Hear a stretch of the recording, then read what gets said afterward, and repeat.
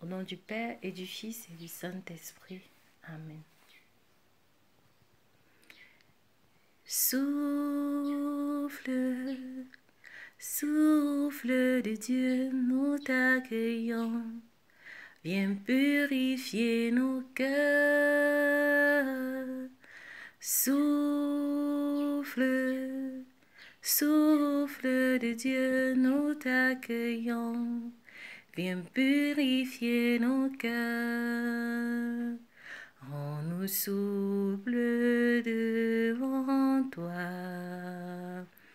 à l'écoute de ta voix. Rends-nous sensibles à ton cœur. Sois le roi, sois le Seigneur.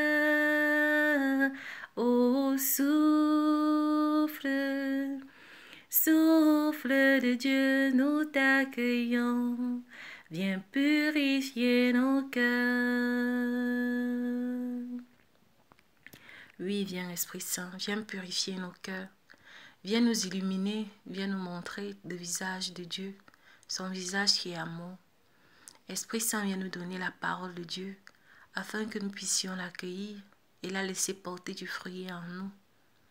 Vierge Marie, toi qui as accueilli le Verbe dans ta chair, dans ton corps, dans ton cœur, viens nous aider à accueillir la parole de Dieu d'aujourd'hui et que cette parole puisse porter du fruit dans notre vie.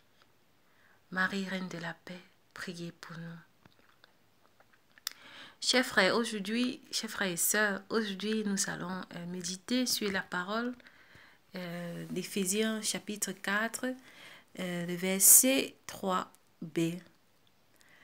Supportez-vous les uns les autres avec charité. Supportez-vous les uns les autres avec charité. Pour vivre la paix, c'est important de se supporter. Comme le dit Saint Paul, il faut savoir se supporter. Mais on ne peut pas se supporter si on ne sait pas on ne sait pas pourquoi on veut supporter l'autre. Il faut toujours quelque chose qui nous pousse à supporter le prochain, en fait. Pour supporter mon frère, il faut d'abord que je sache qu'il y a quelqu'un qui m'aime et que je ne suis pas différent de mon frère. Voilà. Donc, pour que j'arrive à comprendre l'autre, que j'arrive à accueillir l'autre, il faut que je fasse l'expérience d'être accueilli moi-même. Parce que si je ne fais pas l'expérience d'être accueilli, ce sera difficile pour moi d'accueillir. Et je vais comprendre, supporter l'autre. Ça veut dire, il me fait le mal, je supporte. Mais un jour, je vais éclater. Je vais éclater.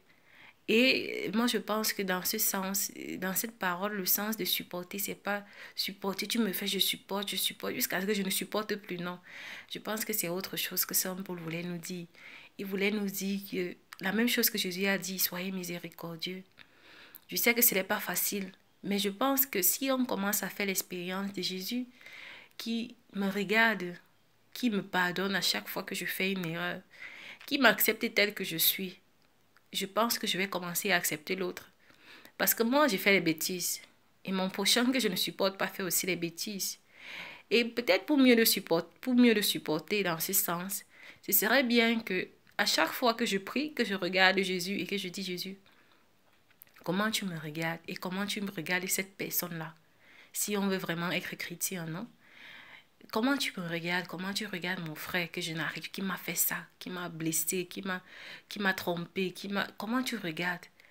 Et comment Jésus regarde cette personne? On demande à Jésus. Je demande à Jésus, Jésus, aide-moi à regarder mon frère tel que tu le vois. Donc, ce matin, nous allons faire un petit exercice. C'est de nous mettre, juste après cette vidéo, devant l'image de la Sainte Face, avec les personnes dont on n'a plus la force d'aimer, d'accueillir ou alors de pardonner.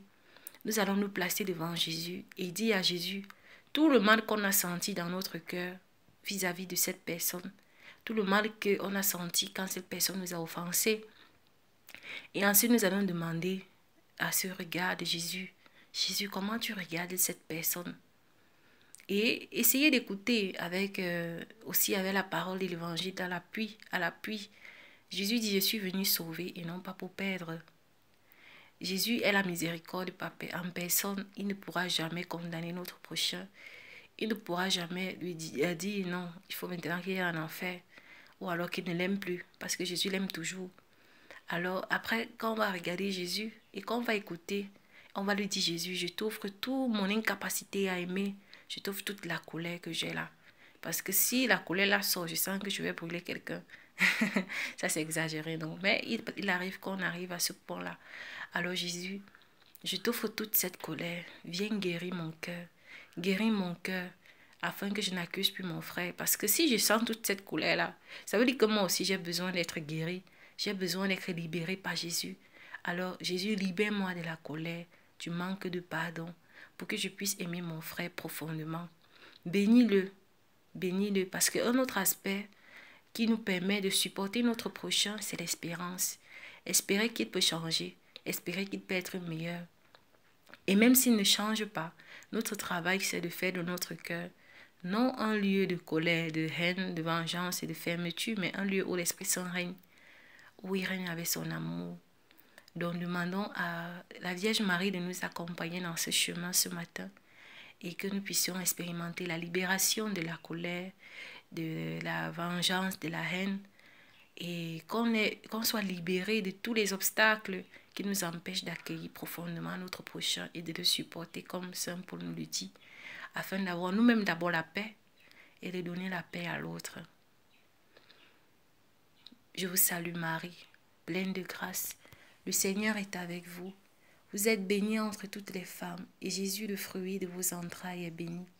Sainte Marie, Mère de Dieu, prie pour nous pauvres pécheurs, maintenant et à l'heure de notre mort. Amen. Gloire au Père et au Fils et au Saint-Esprit, pour les siècles des siècles. Amen. Au nom du Père et du Fils et du Saint-Esprit, restons dans la paix du Christ. Nous rendons grâce à Dieu.